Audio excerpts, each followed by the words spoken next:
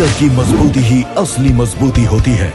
जैसे Saluja gold TMT सरिया, क्योंकि सिर्फ यही है 24 कैरेट गोल्ड की तरह असली स्टील से बना, जो दे आपके निर्माण को बेमिसाल मजबूती अंदर से। सलूजा गोल्ड TMT सरिया, गारंटी असली स्टील की, गारंटी मजबूती की।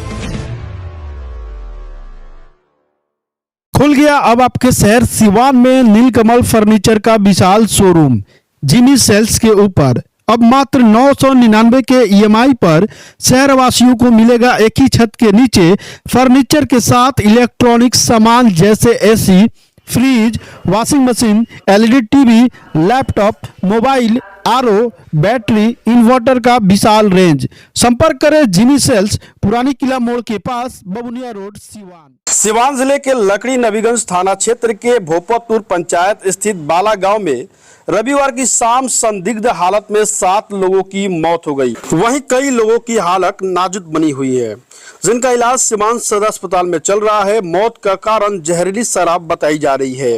इस घटना के बाद स्थानीय विधायक देवेश कांत सिंह बाला गांव पहुंचे और बारी बारी से मृतक के परिजनों से मुलाकात कर पीड़ित परिवार को सांत्वना व्यक्त किया और अपने स्तर से हर संभव मदद देने की बात की। विधायक देवेश कांत सिंह ने मुख्यमंत्री नीतीश कुमार के साथ स्थानीय पुलिस प्रशासन के ऊपर भी जमकर निशाना साधा और कहा कि बिहार में शराबबंदी के बावजूद भी लगातार जहरीली शराब पीने से लोगों की मौत हो रही है। सहारन के बाद अब सिवान में जिस तरह से लोगों की मौत हुई है वह दिल को झकझोर देने वाली घटना है।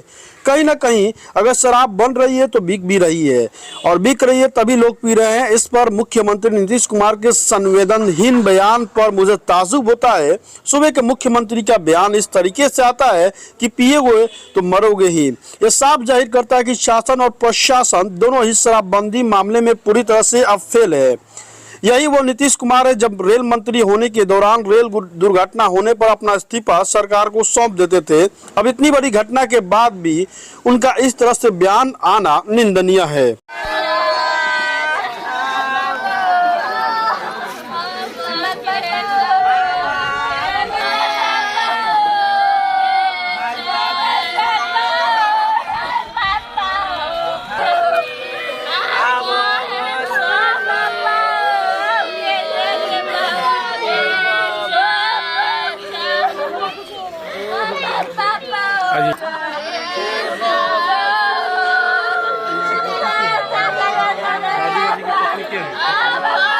और यह घटना कल रात के दारू पीने से नहीं हुई, यह परसों की घटना है।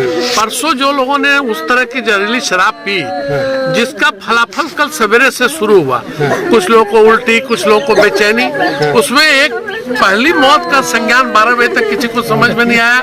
मौत को बीमारी समझ के लोगों ने इलाज कराए बिना उनकी मौत हो गई, तब तक उनको जला दिया गया। लेकिन जब तक संज्ञान हुआ तब तक इसकी संख्या करीब 15 में बढ़ चुकी थी। और चूंकि बॉर्डर पर है, अभी काफी लोग, जिसमें से 5-6 लोग जिनका नाम मैं जानता हूँ जो अभी वहाँ अस्पताल में इलाजरत भी हैं, जैसे सुरेंद्र बीन है, जितेंद्र माझी हैं, मुन्ना माझी हैं, शंकर माझी हैं, लोरिक माझी हैं, दुर्लभ रावत हैं, ये सारे लोग अभी वहाँ अस्पताल भी इलाजरत। अभी कुछ दिन पहले ही छपरा में कितनी मौतें हुई, क्या शराब आसानी से उपलब्ध है, हर जगह आसानी से मिल रही है? देखिए, यह परचून के दुकान पर बिकने जैसी स्थिति हो गई है और टेक होम का जो जमाना था वह होम डिलीवरी का जमाना हो गया है। पहले लोग दुकानों से जाके दारू खरीदते थे, अब तो आपके घर में उपलब्ध हो जाता है। और जो स्थिति है, जो सिवान में भी जो लोग मरे थे वो भी हमारा बॉर्डर था, उस समय भी लोग वहाँ, हमारे यहाँ के भी लोग मरे थे जो रिपोर्टेड नहीं हुए, क्योंकि इक्का दुक्का जहाँ लोग मर गए और जो डर के मरने के बाद उन लोगों को, जैसे हमारे यहाँ भगवानपुर ब्लॉक में चौकीदार का परिवार मर गया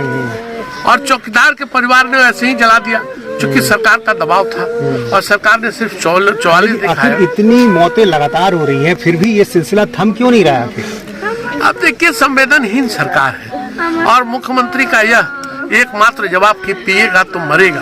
मैं तो पूछता हूँ, ठीक है पिएगा तो मरेगा, लेकिन पिएगा क्यों? जब बिकेगा तब पिएगा, और बिकेगा क्यों?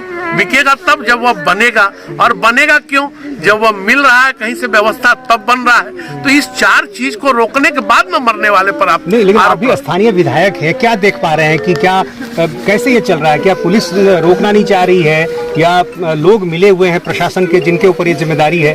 देखिए, ये एक ऐसी आदत थी पहले जो अचानक रोकी गई, उस समय तो कुछ रिजल्ट आया।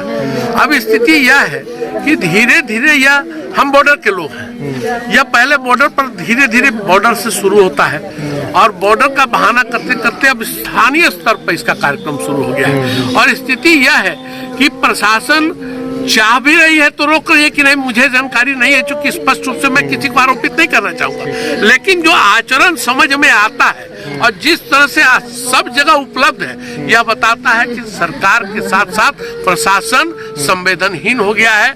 उसको इससे कोई मतलब नहीं कौन मरता है, मेरा पॉकेट गर्म होता है और पॉकेट गर्म होने से गरीब मरते रहे, मेरा पॉकेट गर्म होता रहे, यही उनकी मानसिकता है। इसी के अंतर्गत शराब आसानी से उपलब्ध है और इसका प्रतिफल है कि बाला में आज 7 लोग, ये 7 दलित और अति पिछड़ा समाज से, बिंद और माझी समाज से लोग आते हैं। अभी इनका भविष्य क्या होगा, अभी मैं इनकी सूची बना रहा था। एक परिवार में 4-4, 5-5 नाबालिग बच्चियां हैं, माताएं हैं 80 वर्ष की, 70 वर्ष की, पत्नी है जो बेवा हो जाएगी, बिना पुत्र की माँ हो जाएगी, बिना बाप के बच्चियां हो जाएंगी। बड़ा जो स्थिति है बड़ा विवश कर देता है सोचने को। खबर हो गई, मैं उनसे आग्रह करूंगा कुछ तो रेल मंत्री वाला कारनामा कीजिए।